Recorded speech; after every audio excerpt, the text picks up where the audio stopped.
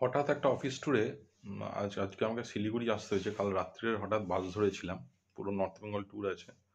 তো বাস ধরে আমি ধর্মতলা থেকে বাস ধরলাম কাল রাত ৯টায়। আজকে সকাল ৮:৩০ নামিয়ে দিল শিলিগুড়ি।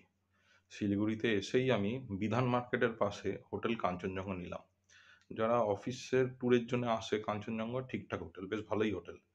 রুমটা ছোট পেয়েছি কিন্তু নিট অ্যান্ড ক্লিন পেয়েছি। আপনাদের দেখাচ্ছি। এখান থেকে কাজ করা ভালোই যায়।